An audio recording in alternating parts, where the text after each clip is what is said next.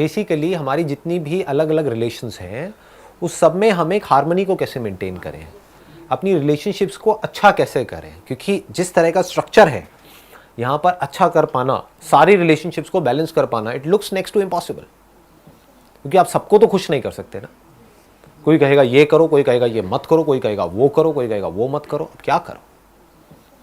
The moment you fulfil an expectation of somebody who is close to you, who is related to you, तो उससे क्या होता है? क्या हमेशा के लिए उसकी सारी एक्सपेक्टेशंस खत्म हो जाती है या एक्सपेक्टेशंस और बढ़ जाती है? अपने हस्बैंड की एक एक्सपेक्टेशन पूरी करी तो क्या हस्बैंड आकर के सामने से ये कहते हैं कि हाँ now I have got a perfect wife, या फिर वो बोलते हैं कि हाँ तुमने ये तो करी, अब ये भी करो, अब ये भी करो, अब ये भी करो। तुम्हें जीन्स टी शर्ट पहनने के लिए मना किया था, सूट पहनने के लिए बोला था, लेकिन सूट से कुछ नहीं होगा बेटा, पल्लू भी करो साड़ी पहनो घूंघट करो, पैर छुओ रोज सुबह उठ करके। ये सब चीजें होती है नहीं होती है? रिलेट कर पा रहे हो मैं क्या कह रहा हूं? तो क्या ये सोल्यूशन है? क्योंकि एक्सपेक्टेशंस का कोई अंत है। तो ये बात हमको बिल्कुल क्लियर हो जानी चाहिए। It is impossible to fulfil the expectations of everybody, number 1। Number 2, it is impossible to fulfil the expectations of even one person. इसके बारे में कहा जाता है कि इस दुनिया में जितने भी लोग हैं, अगर उनकी जो ज़रूरत है, यानी कि जो उनकी नीड्स हैं, उसको पूरा करना हो, तो आज हमारे पास में इस दुनिया में उससे बहुत ज़्यादा रिसोर्सेज हैं कि इस पूरी दुनिया में कोई भी भूखा ना रहे। नीड्स तो सबकी ऐसे पूरी हो सकती है, लेकिन एक्सपेक्टेशंस यानी कि डिज़ायर्स किसी एक आदमी के भी अगर आप पूरे करने निकल जाओ तो ये पूरा का पूरा यूनिवर्स भी कम पड़ जाएगा। डिज़ायर कम नहीं होने वाला है, डिज़ायर का कोई अंत नहीं है। समझ गए ना? पूरी दुनिया की ज़मीन भी आपको मिल गई तो अब आपकी नज़र कहाँ जाएगी? दूसरे प्लैनेट्स के ऊपर। अब मुझे मार्स भी चाहिए, प्लूटो भी चाहिए, ये भी चाहिए, वो भी चाहिए। डिज़ायर किसी एक का भी पूरा नहीं हो सकता, नीड्स सबकी पूरी हो सकती है। ज़रूरत में और डिज़ायर्स में हमको फ़र्क समझना है। तो हम क्या देख सकते हैं कि सामने वाला जो बंदा जो भी हमसे एक्सपेक्ट कर रहा है, इज दैट अ नीड और हिज विश और desire? Unrealistic wish, unrealistic desire, or realistic need. This should be very clear because we are dealing at the level of mind. If we are dealing at the level of a materialistic reality, थोड़ा सा deep होगा, कोशिश करना इसको समझने की, वहां पे एवरीथिंग इज पॉसिबल। आप कहते हो इस बॉटल को शेप चेंज करूं, ये करूं, आज हमारे पास में ऐसे डिवाइसेस नहीं है, but it is possible. At a materialistic level everything is possible. हमको एक साइंटिफिक इंस्ट्रूमेंट बनाना है और इसको कैसे भी करके हम चेंज कर सकते हैं, but at a psychological level there are things which are not possible. यानी साइकोलॉजिकल लेवल पे किसी को पूरी तरह से सेटिस्फाई करना, it is impossible. Materialistic level पे किसी को पूरी तरह से सेटिस्फाई करना, इट इज पॉसिबल। कितनी रोटी चाहिए? 4 चाहिए, 5 चाहिए, 10 चाहिए, इट इज पॉसिबल। तुझे क्या चाहिए? गाड़ी चाहिए, बड़ी गाड़ी चाहिए, इट इज पॉसिबल। तुझे बड़ा घर चाहिए, इट इज पॉसिबल। मुझे तुझे खुशी देनी है, इट इज इम्पॉसिबल। ये जब तक ये बातें आपको समझ नहीं आएंगी ना गहराई से, मुझे तेरा भला करना है, किस लेवल पे? साइकोलॉजिकल लेवल पे, इट इज इम्पॉसिबल। ये बात समझ आई? तो इसका मतलब आपको अगर आपकी लाइफ को बदलना है तो उसका कंट्रोल किसके हाथ में? आपके हाथ में, मेरे हाथ में? आपके हाथ में है। ऐसे ही आपके साथ में जो लोग हैं उनका बदलना या ना बदलना किसके हाथ में है? उनके हाथ में है। ये बात समझ आ रही है? तो अब क्या करोगे बताओ? आपको अपने आप को बदलना है। वो आप कर सकते हो या नहीं कर सकते? इज दैट पॉसिबल और इज दैट इम्पॉसिबल? समझ गए ना कि अपना जो ध्यान है अब आपने सही जगह पर ला करके लगा दिया। अब आपकी एनर्जी सही जगह पर आ रही है, अब आपके क्वेश्चंस भी सही होंगे। ये नहीं होंगे कि मेरे पेरेंट्स मुझे सपोर्ट नहीं कर रहे, मैं क्या करूं। अगर मैं मजे में बोलूं, थोड़ा माइंड मत करना, तो मेरा एक्चुअल जवाब ये नहीं होना चाहिए। मतलब आप मेरे से ये एक्सपेक्ट करते हो जब ऐसा कोई सवाल पूछते हो कि भाई मेरे पेरेंट्स मुझे नहीं सपोर्ट कर रहे, मैं क्या करूँ, चाहे मैं लड़का हूँ चाहे लड़की हूँ, वट एवर इट इज़, तो आप मेरे से एक्सपेक्ट करते हो कि मैं आपको ये बोलूँ कि हाँ हाँ आप ठीक कह रहे हो, मतलब आपको थोड़ी सी सिंपैथी मिल जाए, और आपके पेरेंट्स गलत हैं, आप सही हो, और आपके पेरेंट्स को समझना चाहिए। मैं ये बोल दूं और आप ले आकर के ये वीडियो अपने पेरेंट्स को दिखा दो और आपके पेरेंट मोबाइल पे ही मेरी धुलाई कर दे। ये चाहते हो आप मुझसे? आप चाहते हो मैं आपकी तरफ हो जाऊं?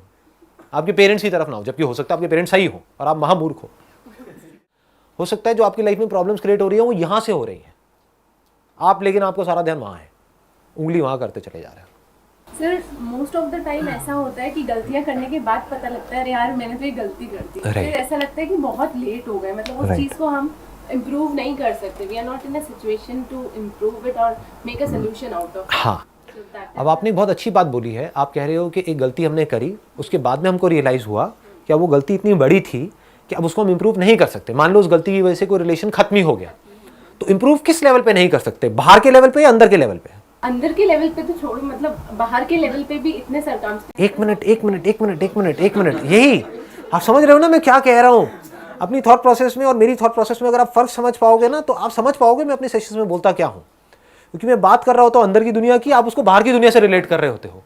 मैं बोल रहा होता हूँ अंदर की दुनिया में एवरीथिंग इज पॉसिबल, आप बाहर की दुनिया में कह रहे हो तो हाँ एवरीथिंग इज पॉसिबल, तो करके दिखा बेटा बाहर की दुनिया में तो पॉसिबल। मतलब समझो, एक मिनट, आप जो कह रहे हो मैं उसी की एक थोड़ी सी डेप्थ में जाता हूँ।